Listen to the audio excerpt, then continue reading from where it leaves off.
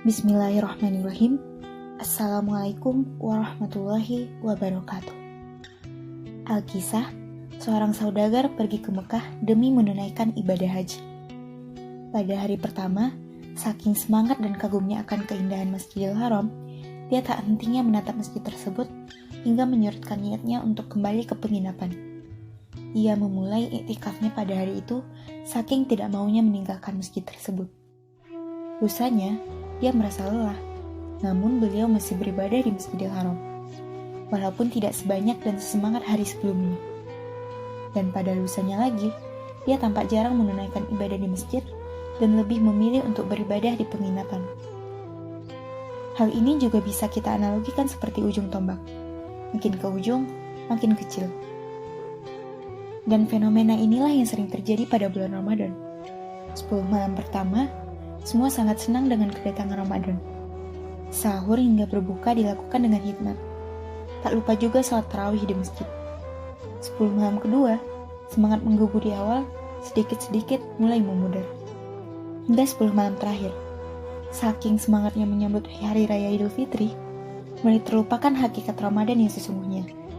Sajadah yang awalnya terbentang sampai ujung, hanya menyisakan setengah hingga sepertiga dari bentangan awal.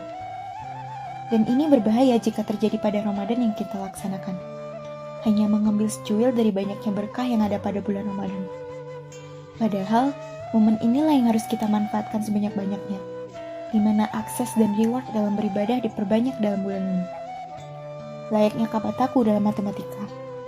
Penambahan amal soleh, pengurangan dosa-dosa, perkalian derajat ibadah, dan pembagian pahala puasa yang berbeda dari bulan lainnya. Terutama bagi kita sebagai mayoritas di Indonesia, kaum muslimin dan kaum muslimah turut serta melakukan puasa. Namun tentu pada akhirnya, alamlah yang akan menyeleksi. Bagi mereka yang mengejar sampai akhir, merekalah yang akan menang. Layaknya sholat tarawih, bukan tentang siapa yang datang duluan, namun tentang siapa yang bisa bertahan hingga akhir. Bukan tentang siapa yang bisa menahan lapar dahaga, namun siapa yang bisa mengejar berkahnya hingga akhir. Dan tak terasa, Ramadan hampir bertemu ujung. Marilah kita manfaatkan momen ini sebaik mungkin. Tidak perlu menggebu di awal, yang terpenting adalah bagaimana kita konsisten dalam menjalankannya. Hingga akhirnya, kita layaknya siklus peredaran darah. Besar maupun kecil, semua bermuara ke tempat yang sama, jantung. Ya, semua memiliki jalannya masing-masing untuk kembali ke fitrah setelah menjalankan ibadah puasa Ramadan. Dan saya, Ninda Novalia, mengucapkan Selamat Hari Raya Idul Fitri, mohon maaf lahir dan batin. Taqabbalallahu minna wa minkum, wa kullu amin wa antum bi khair. Hadanallahu wa iyyakum ajmain. Akhirul kalam. Wassalamualaikum warahmatullahi wabarakatuh.